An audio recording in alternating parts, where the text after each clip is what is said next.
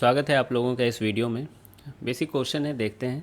एक simple pendulum है जो कि 50 सेंटीमीटर लंबा स्ट्रिंग से कनेक्टेड है और 100 ग्राम है ना, एक छोटा सा बॉल उससे कनेक्ट किया गया है।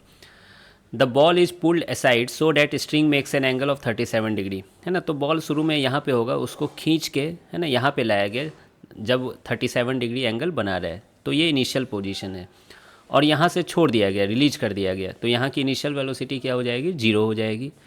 Find the tension in the string when the Bob is at its lowest position. तो जब ये बॉब अपने लोवेस्ट पोजीशन पे आएगा तो टेंशन स्ट्रिंग में बताना है।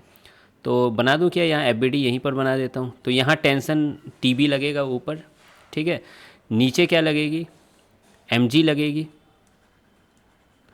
और अगर आप रोटेटिंग फ्रेम में यहाँ पर बैठ जाएं वी बाई एल से, जो है ना रोटेटिंग फ्रेम है उस इंस्टेंट पर, तो एक सेंट्रीफ्यूगल फोर्स लगेगा m v square by L.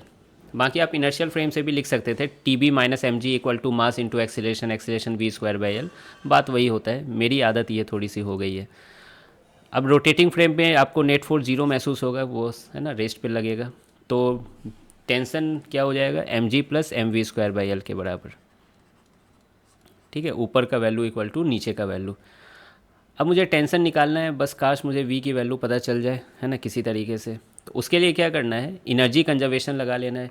क्यों एनर्जी कंजर्वेशन लगा सकते हैं? क्योंकि टेंशन एक फोर्स है, लेकिन work done by tension is always 0 because tension is perpendicular to the displacement at any instant, है ना। तो वर्क डन बाय टेंशन 0 है यहाँ पर। तो आप K A plus U A equal to K B plus U B लिख सकते हो, ठीक है। इनिशियल काइनेटिक एनर्जी कितनी हो जाएगी? 0। क्यों? रिलीज किया गया है रेस्ट से, तो इनिशियल काइनेटिक एनर्जी हो गई 0। अब देखिए, पोटेंशियल एनर्जी ग्रेविटी की लिखने के लिए हमें एक रेफरेंस लेवल मानना होता है ना। जब वर्क डन बाय ग्रेविटी लिखते हैं तो नहीं मानते हैं क्योंकि वो सिंपल होता है, लेकिन अगर आप पोटेंशियल एनर्जी के फॉर्म में लिखते हैं तो एक रेफरेंस लेवल मानना होता है। तो सबसे नीचे वाला पॉइंट कोई रेफरेंस लेवल मान लेता हूँ, है ना, ताकि ऊपर का प्लस में लिखने का सौभाग्य प्राप्त हो। तो ये ग्रेविटी पोटेंशियल एनर्जी यहाँ पर 0 है इस लेवल पे। तो ये ऊपर में ये एच हाइट है, ठीक है। तो ऊपर की पोटेंशियल एनर्जी कितनी हो जाएगी? एम जी एच, है ना। ये हाइट को मैं एच मान लेता हूँ, तो ये क्या हो जाएगी? M g h. Final kinetic energy क्या है? बी पॉइंट पे हाफ एम वी स्क्वायर, और पोटेंशियल एनर्जी आपने अभी अभी देखा 0 है यहाँ पर। अब किसी तरह से हमें एच निकालना है। तो देखिए, ये लेंथ तो पूरी एल है, ये एल है, तो ये वाली लेंथ कितनी हो जाएगी? L cos 37 degree. कैसे? ये हाइपोटेनस है, ये 37 डिग्री है, तो इधर आप कंपोनेंट लोगे एल कॉस 37।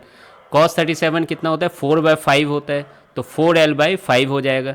तो इसी को तो मैं एच बोला हूँ। तो एच की वैल्यू क्या हो जाएगी? एल माइनस 4l/5, ठीक है, जो कि आ जाएगा आपको l/5, ठीक है। तो यहाँ पर आप वैल्यू रख दीजिए। पहले तो एम काटो, हटाओ एम को। तो वी स्क्वायर की वैल्यू कितनी आ रही है? 2gh आ रही है ना। तो 2 इंटू जी, और एच की वैल्यू कितनी आ गई? l/5। तो ये वी स्क्वायर की वैल्यू आ गई। अब यहाँ पर हम लोग इसे पुट कर लेते हैं। तो एम जी तो एम जी है, वी स्क्वायर की वैल्यू 2g l/5 पुट करोगे तो एल एल कट जाएगा, तो ये 2mg/5 हो जाएगा। फिर आप एलसीएम लोगे तो ये 7mg/5 हो जाएगा, ठीक है। अब डाटा पुट करने की बारी आ चुकी है। तो 7/5, मास की वैल्यू कितनी है? 100 ग्राम है, तो 100/1000 लिख दो इसको ऐसा यूनिट में। और जी की वैल्यू 9.8 लेना चाहिए, लेकिन मैंने देखा है आंसर की में जो आंसर दिया हुआ है वो 10 है ना, लेके किया हुआ है, ठीक है। या फिर 9.8 लेके राउंड ऑफ भी कर सकते थे इसको। तो ये मैंने 10 ले लिया है ना। 9.8 भी ले सकते थे ना, राउंड ऑफ करके वो 2 सिग्निफिकेंट फिगर में सेम आंसर आता है। तो मैं 10 ही ले लेता हूँ, है ना। देखो 2 जीरो यहाँ से कट गया, 1 जीरो यहाँ से कट गया, बस 7/5। 7/5 क्या होता है? 1.4, है ना। 2 से मल्टीप्लाई करो, 14/10 हो जाएगा, तो 1.4 न्यूटन। तो आई होप कि आपको ये सॉल्यूशन समझ में आ गया होगा। मिलते हैं फिर नेक्स्ट वीडियो में।